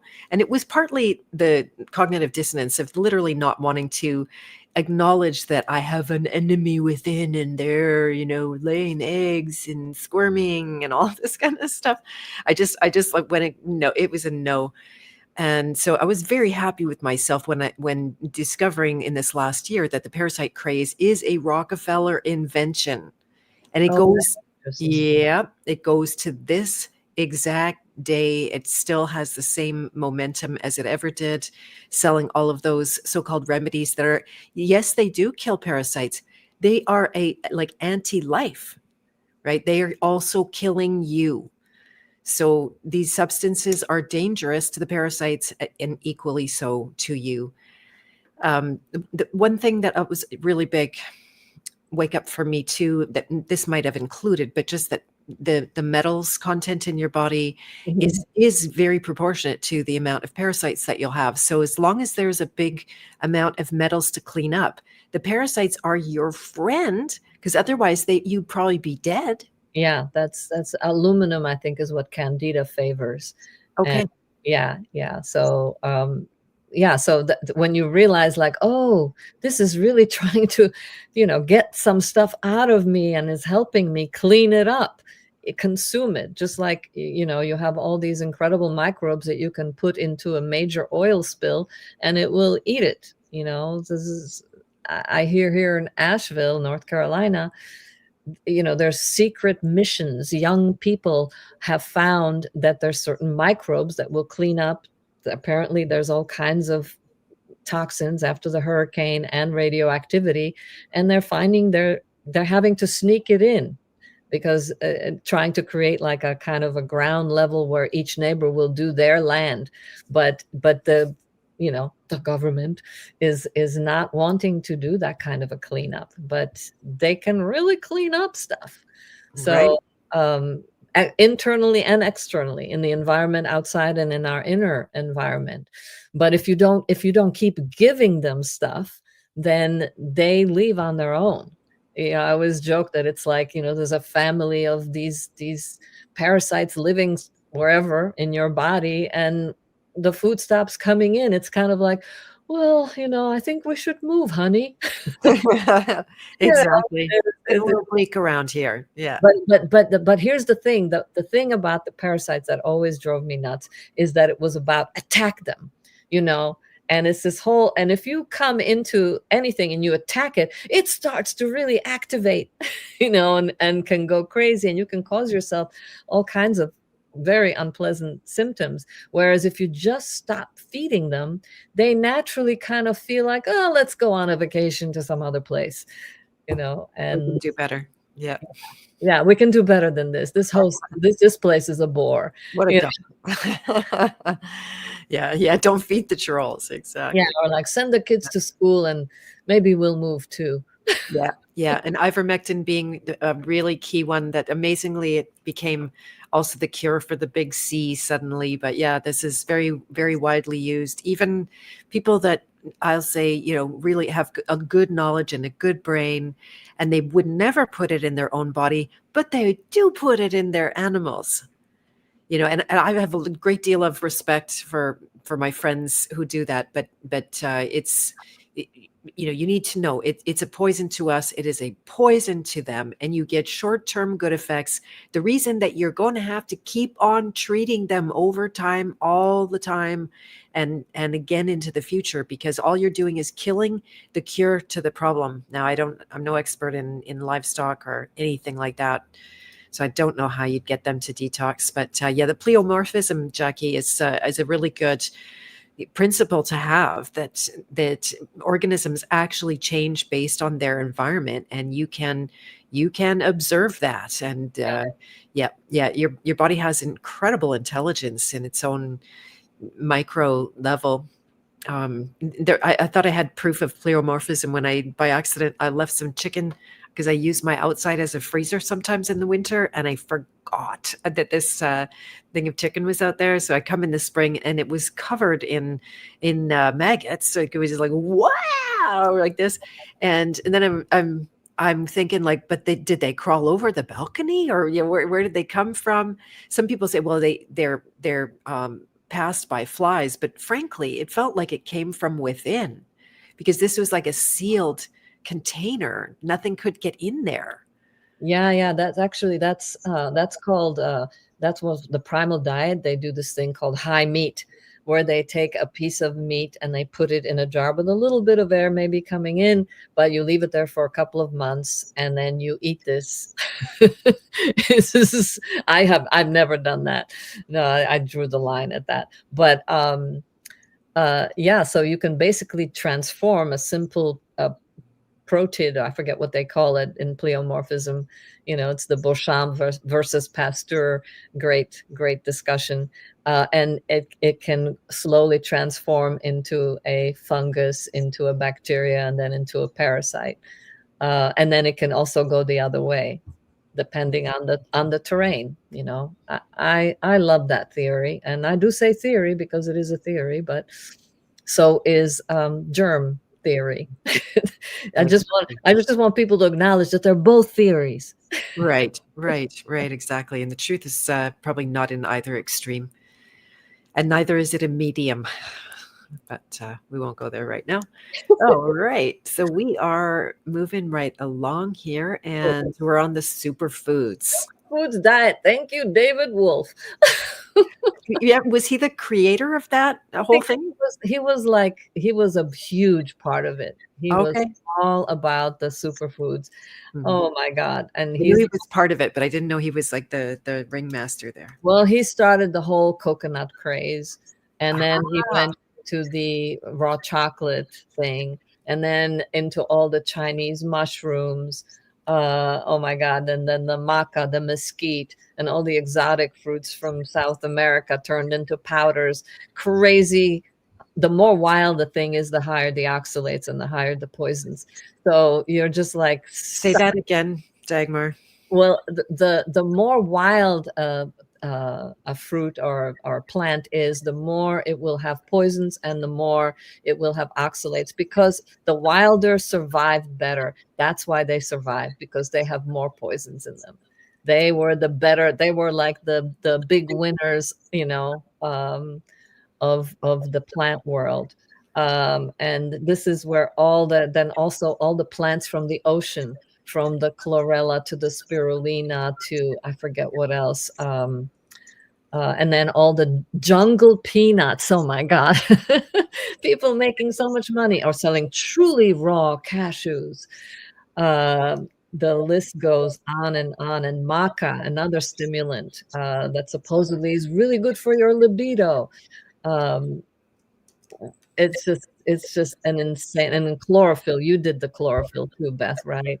Then there's the chlorophyll, which is like basically the iron of the plant. This is like, strengthen your blood with chlorophyll. Like last time I looked in the mirror, I was not a plant. There's Yeah, the big story about chlorophyll was that it was just one molecule away from blood, Yeah, and right. therefore you're feeding your blood. But it turns out it's so jacked in copper. When I had the worst insomnia, I would take chlorophyll before bed every night. Well, no wonder I was. I did that too. Yep. Yeah. I didn't know until this day. I finally figured out that yes, it's stimulating. So that, I backed off on that. But yeah, the ocean plants, the chlorella spirulina And the right in there. seaweeds, all the seaweeds, those are ocean plants. Yeah. Very, very high in A and oxalates. And And then there's and iodine, which you don't necessarily want. and then all the slew of Chinese mushrooms. And I use them all the time. I would make like the best tasting fake coffee with just Duanwood reishi and chaga and hushiwu and all these other. I mean, yeah, it's chaga, for example. Great, even the Chinese, like when you go to Ron Tea Garden's store in LA, the number one distributor of all these Chinese herbs, and you ask them like about chaga, and you say, well, how's the oxalate level on that? They're like, oh no, you can't. It's crazy high. Chaga is so high oxalate that even the Chinese doctors know about it. And people who have any even remotely close to any kind of kidney issues, they can't do chaga. But I was thinking, oh, chaga, it came from the Russia, from the backwoods of Russia. It must be good. It's Slavic, because so am I. And so I was like, oh my God, I would even get the whole mushroom and then I would grind it down and I would put it into chocolate. Oh my God. And the goji berries, the longan I would put all that into my chocolate along with the almond butter, the cashew butter, the walnut butter. And they were definitely good. What else did I? Oh, and that's the superfoods, of course. Then there's the cod liver oil and the fermented cod liver oil. You know how much that stuff costs? Oh my God. I did it for a while, but it was just so disgusting that my instincts went like, I can't do this. And then we got the whole collagen and gelatin craze. And then we got the, probiotics, just like these bottles of probiotics would have like 30 different probiotics in them, and then they would say, oh, and here's the prebiotics. It's all the same. Every food you eat is a prebiotic. you know Right. but they found a way. Oh, this is a really good prebiotic.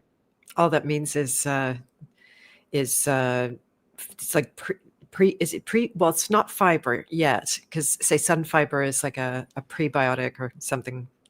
I don't know, something different. Well, it's just food for the bacteria. Right. There you go. Should we take a quick pass at ashwagandha, and then I want to respond to some of those foods as Oh well? yeah, ashwagandha, wow, also high in A and high in oxalates. Okay. Considered an adaptogen, right? So that's one of its claims to fame, but Yes. but high in oxalates, and what was the other one? An A. And vitamin A. There you go.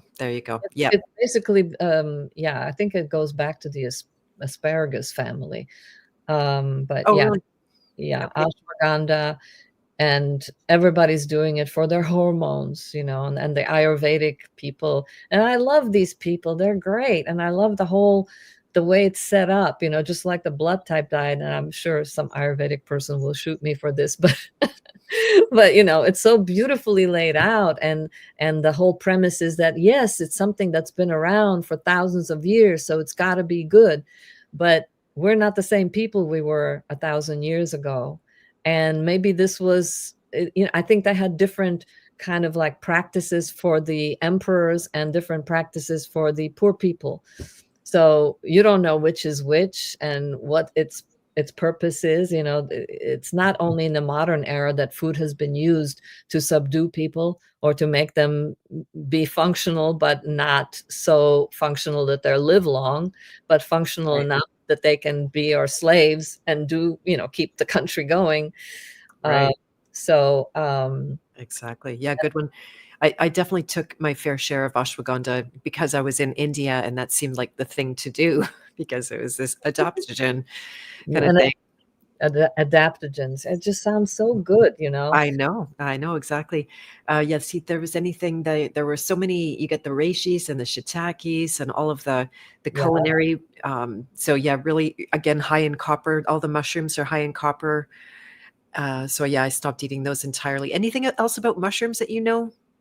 Um, I mean, wow. I mean, you know, we all know that pretty much if you're in the woods, don't eat the mushroom unless you absolutely know that it's not going to kill you. Mm-hmm. Mm-hmm. Um, I don't think they're meant for humans to eat. I think they're meant to clean the environment Right. because they can. Yeah. Yeah. And what else was in there? Then there was Yeah, I just wanted to emphasize the cod liver oil. So you don't want to eat liver, and you don't want to eat the oil that's made from which is like which is like, yeah, living filter of the water to start out with.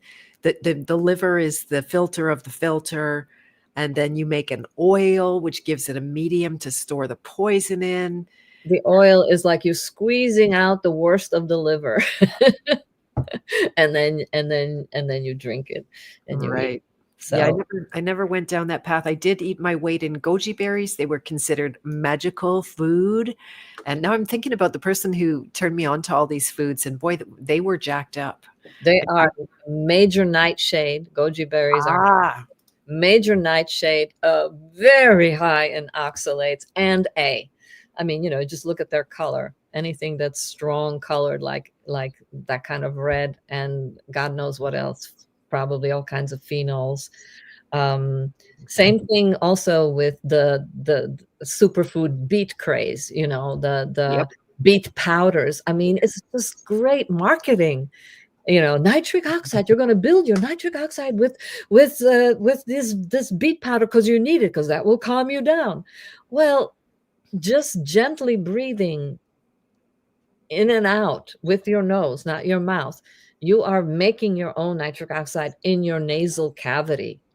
So you don't need to jack yourself up on crazy high oxalates from the beet and A. So it's wow. And I used to, like, I would make I put a little piece of beet into everything that I would blend. There you go. I was lucky I didn't really like beets that much, so I would have just a little bit of like a condiment now and again. I come home from the farm and I'd have one beet, and people look at me like, "What's wrong with you?" And yeah, I didn't like carrots either. I would have about one a year, same kind of effect, just for an orange thing on the plate. And yeah, just didn't like that. So all right. Well, that's a lot of good information there. Sorry, David Avocado Wolf, but yeah. And he's a, you know, he's an okay guy, you know. It's like I said in the beginning, we never perceive ourselves as the villain in our own story. Right. we're Yeah. al- we're trying to do something good. We're trying to, you know, like that's all I ever want is to share, you know, what my intentions are very good. Yeah. And unless you're a psychopath, you can't harm knowingly. You won't be able to do that, especially not for a long time. But you know, it's kind of hard to say where it goes off the rails. And where money's concerned, that can be quite a painkiller. So if Mhm. you're suffering on the inside due to some moral conflict of some kind, the money might dull the pain, let's say. Mhm. Mhm. And you know, forgive me, the guy sells ivermectin. So No. yes, is and to the tune of, I mean, I heard $10 million. Well,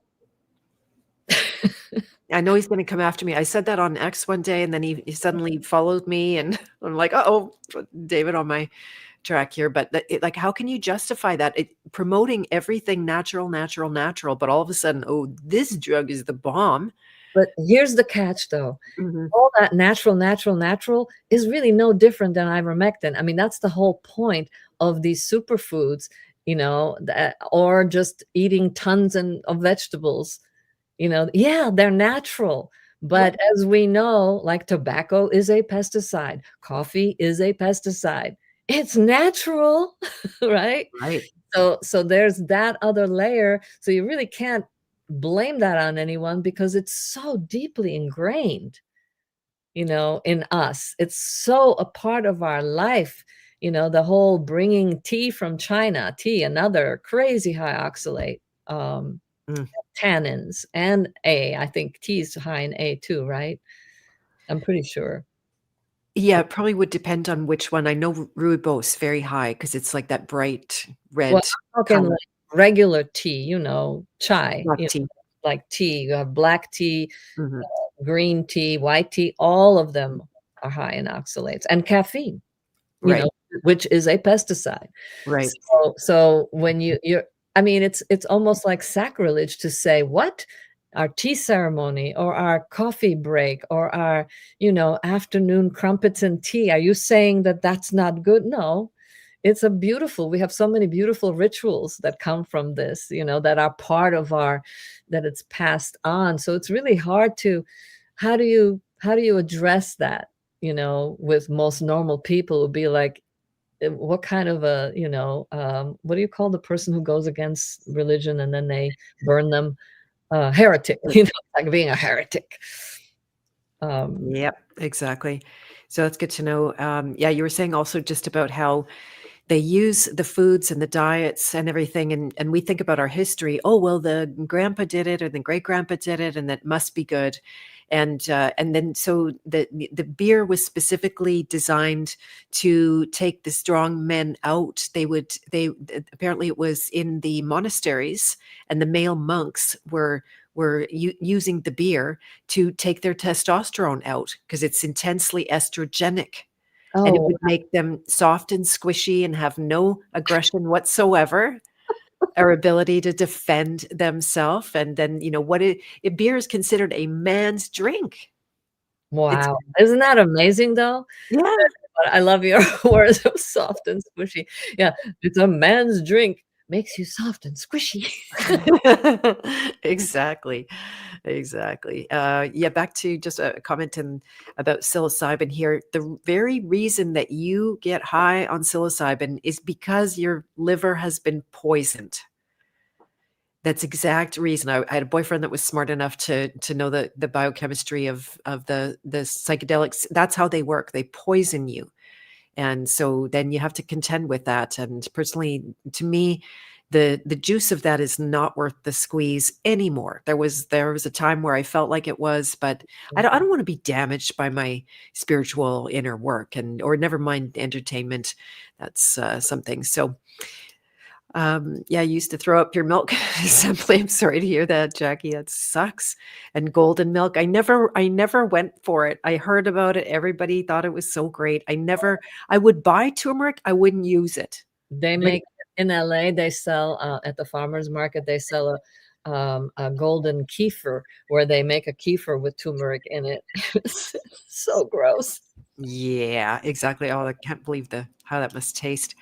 So no, I don't know why. I just did not go for the turmeric. I ended up storing the turmeric for the apocalypse famine, and yeah, it's now in the graveyard of all my foods and supplements I don't eat anymore.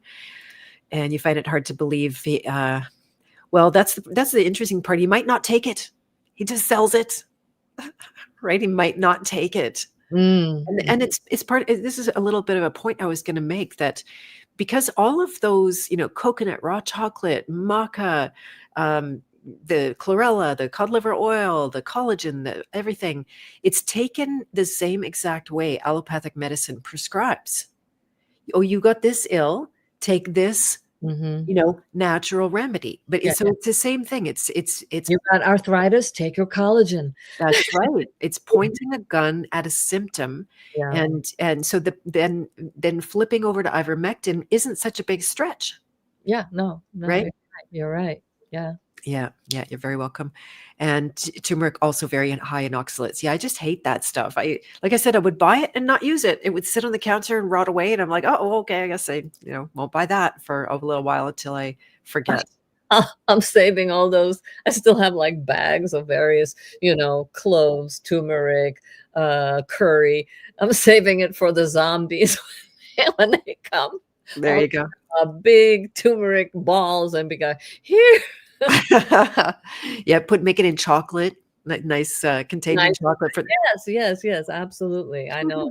I still have chocolate. I haven't touched it now for 4 years, but I still have some, and cacao butter and cacao paste, and, yeah, What's just up with cacao, by the way? Say, is there the cacao butter, which mhm. would have no caffeine in it, but what would be wrong with it other than the high fat? Oh, yeah, I stayed with this, I talked myself into, "Oh, I'll just make white chocolate." Yeah, Which I did, but I would then put Chinese mushrooms in it, and it would taste like real chocolate, and it, gave it a little coloring with the chaga in it. I think it still has that terrible fat in it and some other things. It's just not worth eating it, you know? yeah, I put one of those raw chips in my mouth a few months after starting the Love Your Liver, and it was so bitter and disgusting. I'm like, "Did this go bad, or this is how it really tastes?" And I'm just noticing it now. Okay, I couldn't figure it out. So, yeah, recommending the turmeric for arthritis, which it will cause, right? Like, it will literally build up. The vitamin A is a nemesis to your joints. And it's a big part of the anti-inflammatory diet. That's another diet, you know, tried for a very short time, but yeah, I the know. Yeah, when inflammation is considered to be the enemy, it's like, but what caused the inflammation, you guys? Come on. We gotta take one more step, figure that out. Yeah, and then the black pepper, Jackie, I realized that was poison because in India, I OD'd in a restaurant. They just use way too much black pepper in this little southern India corner of, what was it? Probably Kerala, and, I would just have a big reaction every time I ate their food, so I knew that black pepper was not for me. I never used it on my food otherwise and walked away from it, but yeah, definitely.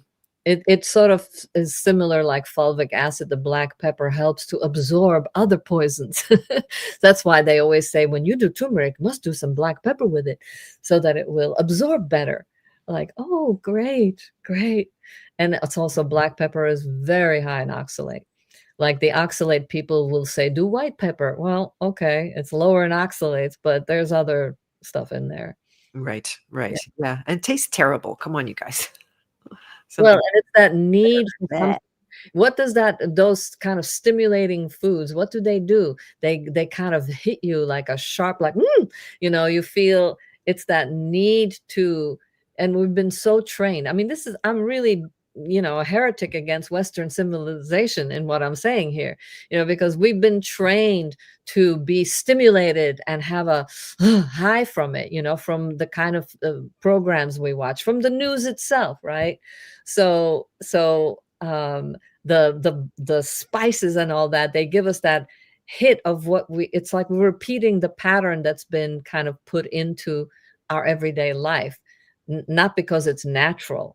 We shouldn't be that stimulated unless we're, being chased by some, lion or something. Yeah, then we should be stimulated and fully alert, but not the way we are in everyday, modern life. It's a lot. Exactly, exactly, yeah, you don't want the phone to ring and then you go into, like, hyper fight and, flight mode, so yeah, yeah, and with their big copper, I don't know particularly about the black pepper. I wouldn't doubt it, but I don't know. You can Yeah. always ask your ChatGPT and verify in case they're Well, lying. right. What's that? The Chat GPT really knows. Mm. Yeah, it can, but it should be verified. Absolutely every little bit of data, if you want to call it knowledge, has to be verified. They are known for lying. They've misattributed two quotes to me. Said I said this, and then when I said I didn't say that, they're like, "Oh, oops, sorry." They're like programmed to apologize. So it's really funny. All right, so we are only at 15. I bet we're not going to finish today, Oh, Dagmar. yeah, But yeah. if you think that you might be available to do one more, I would love to do one more and okay. get to really get into some of these, which are more recent decade. Yeah, because there's some good ones in there. Yeah. Yeah, I wonder, is that a good place to leave it for now? And we can just chat a bit since it's already 10 minutes to the second hour. Oh my gosh. Yeah, I know that went really Oh, fast. wow, that really Yeah, did go fast. Okay, yeah, yeah, yeah. yeah. And if anyone has any questions, so yeah, we'll have to, because 1 week today is which kind of day? Something like Christmas. Is it the day after Christmas? So yeah, Boxing Day, it's not the best, but we can just get together and talk and see if you want to do an episode that day. I'm fine. I'm Um, fine with it, but I don't know okay. what your schedule is, so I barely have any plans. I don't have friends. I don't have family. Like, it's okay. not true. I do have friends actually, but and I have family. I just don't see them, and I don't get invited to the dinners. No bitterness over here or anything like that, and which is fine. It's all good. Black pepper kills bacteria. It's probably why they loved it in India.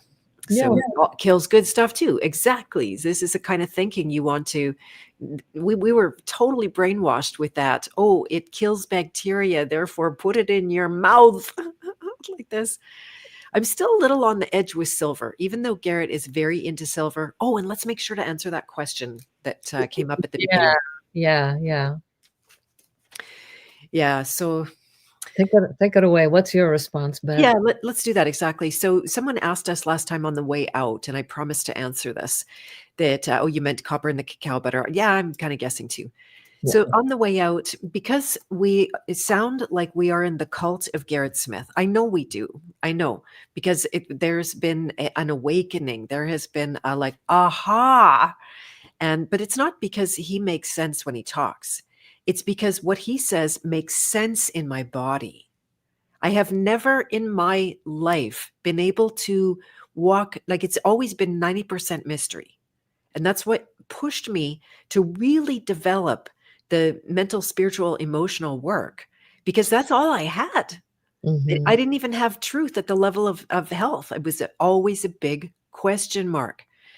And so having found things that not only make scientific verifiable through the medical research from many different angles. It's not just, oh, one article said this. It's not like that.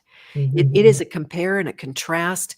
The guy provides all the receipts, the exact links to the exact papers, and he talks through them and he helps you to learn so that you yourself could start to understand without being dependent on him. Now, I don't have to go to him with every question. I can literally go to the medical research and do justice to a degree. I don't want to overstate that ability yet, but it's growing. And so if I can verify and I can gain control over my health, then I get excited. I'm like, wow, this is new. Better late than never. This is who knows how long my life is after this. Could be longer. We've been joking, a few of us in the back end, that somebody was saying to me yesterday, maybe we'll be the last 3 people on Earth Mhm. after, if we make this experiment. And we maintain health beyond what other people are able to do. May or may not happen. Someone just wrote me, oh, my 70-year-old one friend is doing fantastic, doing all the wrong things. Can you explain that? And that's like, no, I can't. And I don't know her and I don't understand the ins and the outs or her life and her history or anything. Like, I literally could say nothing about that. And it's possible she has a miraculous relationship with God, and there's something that trumps everything. All healing is the grace of the divine at the end of the day. But there's a lot more knowledge that we could have. We're just in a place in history that Garrett's work is unique. There isn't anyone that says what he's saying. They haven't made the same discoveries about toxic bile theory, which became toxic bile paradigm because of the incredible reliability. Here's another major thing is that because he doesn't work with one person or just ideas and push around ideas, he has people that hire him and rely on him. And it's not just once you go to see him and then you move on, like a lot of the practitioners. We're there for 6 months at a time. I'm Mhm. now signed up for 18 months into the future. Why? Not because I'm in trouble, it's because the quality of the education is unparalleled. I go every single time to his office hours, even though it's in the middle of my day. It's a very, if you could call it expensive time. I could be doing something really productive with that time, but I am because I'm getting I'm getting the goods and I'm getting to see through many people's eyes, their wins, their struggles too, to see how it goes and you become a detective for yourself, for others. He doesn't push the supplements down your throat. He's not shilling his brand. Yes, they are a high quality that he himself wants to take. That's probably what started them making their own supplements, because they weren't finding the quality that they wanted. But, if I want to make my own magnesium oil, it's a simple recipe and they provide it. So it's not much of a money making business, although he is a very good entrepreneur. He sells very well. You won't get a single email that doesn't have a link to a product. So he takes care of himself that way. He's got a big ship to run. And is this the only approach? To me, it's just the one that makes sense. And it's a growing paradigm, it's a growing body of knowledge. We've seen over our time of involvement how he comes out with new research. Kelsey is a groundbreaker. If you didn't see the interview from yesterday, Kelsey Kenny, when there's a problem, she dives in to the cell and the molecular biology side of things and discovers, what has been either buried or demonized, like MSG. So this is a team I want to be on. Mhm. They are forward thinking. They are hugely compassionate. I hear, like, Garrett could be such a jerk to a lot of people who are stuck and they can't have a new thought. And maybe every week they're having the same thought. And that happens, right? Like I hear myself do it. It's like, oh, I want to ask that question again that I already asked 50 times. And I still want to ask it because there's something, some other factor here. But he's nothing but kind and patient and compassionate. And, I've been through some hellish stuff too in this last year, and they were there for me. They didn't slough me off or say, like, oh, save it for this time or that time. He has good boundaries, but he also has a very big heart. So, anything you want to add to that? I just wanna I love what everything you said. You're so eloquent. The education. See, to me, this is what distinguishes this from many other things that I have done. That even I don't need any of his supplements. I love them and I use some of them, but there's no need for them. Like, I keep going down to base 1, which is just the food. That's my resting place. Um, and, um, the education, the being able to connect, like, we only got halfway through my stuff, when I connect some of the ones that we will talk about next week, those get I continued to get more and more and more scientific as I went on and on. And originally, someone told me about Garrett and they asked me to debunk him because they just were getting into their raw cream and their raw dairy and all that. And they were like, you have to debunk him. I go, no problem. And as I dove into it, just the dive into it, I realized, like, oh, there's more education here. And I kept going and going. And I realized I started to connect all the things that I had done in the past, specifically in a scientific way. When did which symptoms show up and how I kept being misled. Like, I've done so many bad things, but I was fine. Up until a certain point, then I'd do something else, and I never would connect them. I wouldn't connect, like, what happened, when, and why. And his education and also Grant Genereux's 3 books, which I read, his free PDFs, were truly, like, just gave me, I mean, that's why I can't hide my enthusiasm about what I learned, because so many things that not only in my life but in my family's life, I saw how things shifted when we started to add more copper, and when we started to add tons and tons of A, and when we started to, or when we would take something away, I would see how things changed and how some would improve and some would get worse. But what I love is that I can go, that Garrett has given us tools to go on PubMed. You know, you're not going to some strange hidden, you know, you just go on PubMed and there's so much amazing research there. You know, now how to read that research. I feel so much more confident about that. And just understanding that I mean, I never even thought of bile. I never even occurred to me, right? You know, to put that together and to be thinking about like, oh, so this is already by itself the most toxic substance in our body.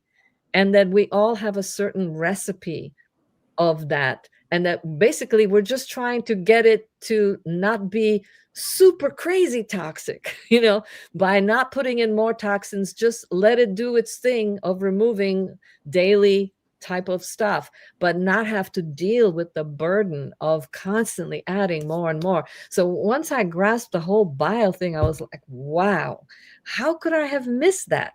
But then it's easy, you know, because, you know, even if you go take biology, or even I was pre-med.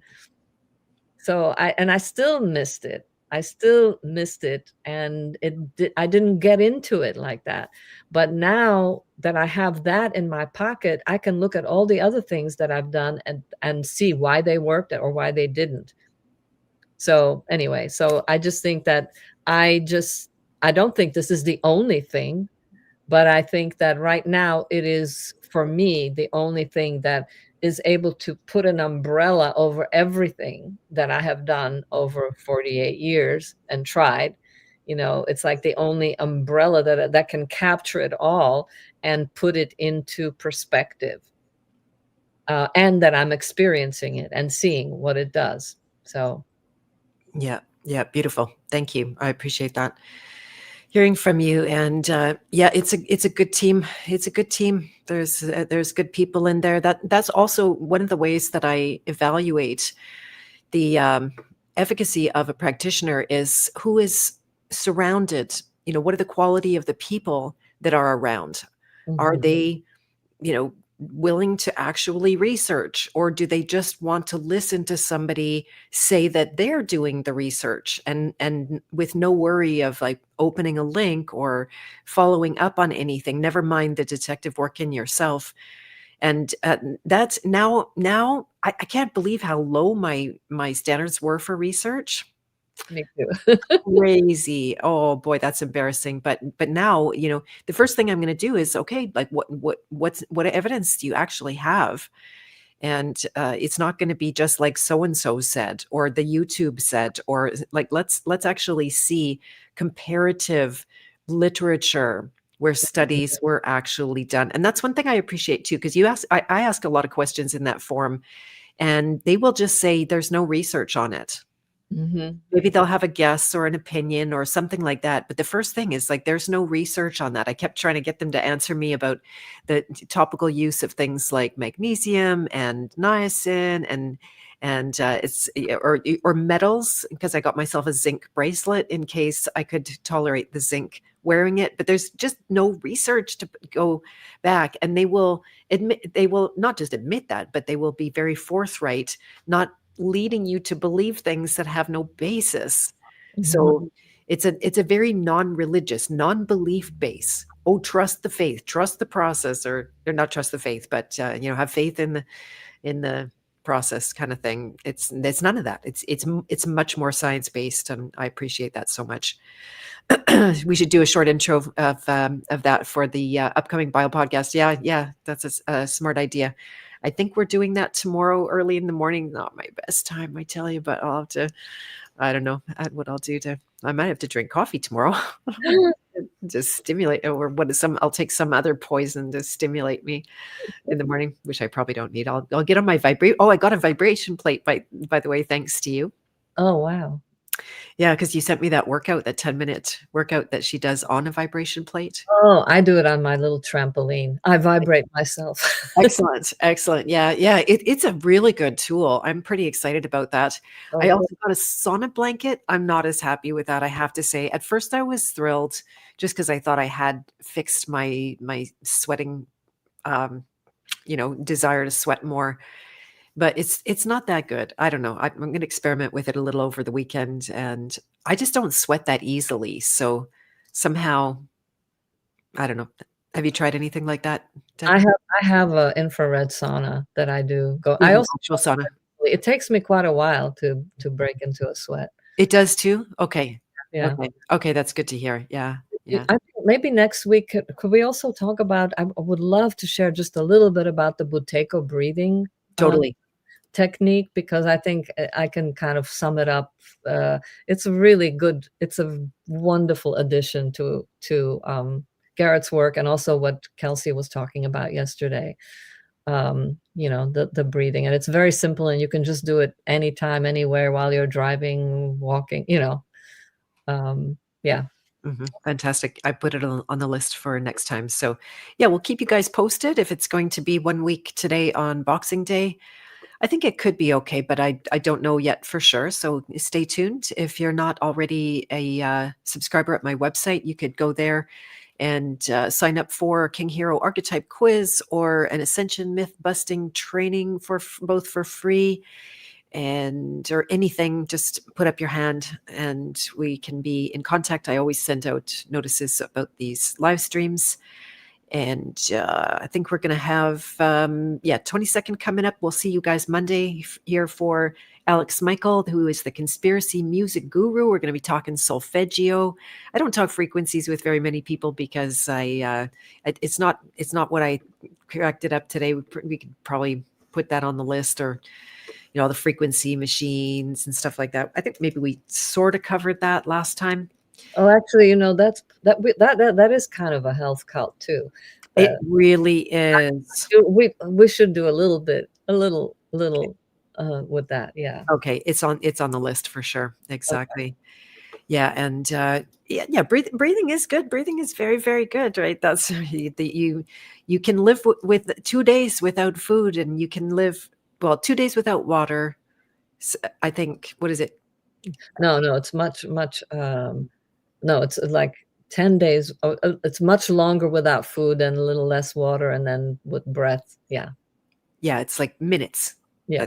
That's over for you. So yeah, breathing super important, and it is a good part of healing. That's something that I've learned to do, especially when people are immobilized in any way, that maybe you can't jump on that trampoline, but you can, like, just do this on it, and breath work, which will move your system.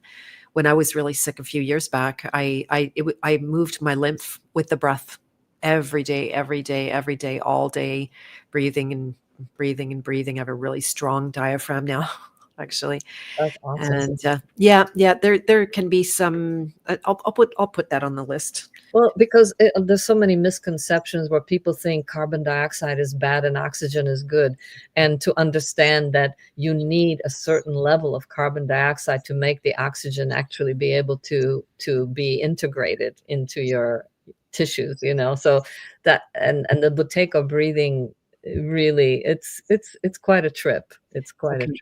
Yeah. Okay. Yeah. So we'll add the pranayam to the talk about breathing. Okay, fantastic. Good. Well, thank you very much. Honestly, I couldn't have done justice to a lot of this, and more to come. Yeah. So I really appreciate that you could come and do this and keep going with me. I took a couple for the team.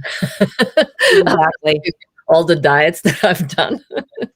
Exactly. Exactly. Now we get your lived wisdom, which truly is an expertise of kinds. So yeah, I think that's all for today. You can find me at bethmartins.com, and there are number of ways to get involved. The Creator Code course is going to be starting in January on the 14th. This is for the either visioneers or want to be visioneers who feel like there's too much heaviness in their life right now, and they're not able to put what they want out in front of them, or they're doing that, but they know that it's not coming from a clean place. It's exhausting them, or they get exhausted in the process. And so this is going to be a really beautiful thing. I've got a good crew already signed up for this, and about maybe another 8 or 9 spots are left. So if you'd like to join before December 29th is the best time. If you connect with me, because the early bird will end there. It's a very deeply, I don't want to use the D word, but there's deep savings on the course right now, because you're going to be actually assisting me by giving me feedback and letting me know how to improve this for future creators to come, because this is probably something I'm going to be doing on a regular basis, maybe 3-4 times a year even.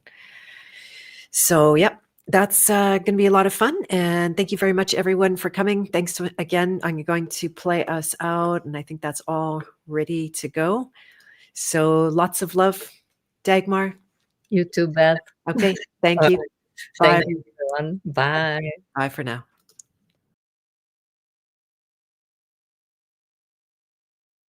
Almighty true God, Lord and supporter.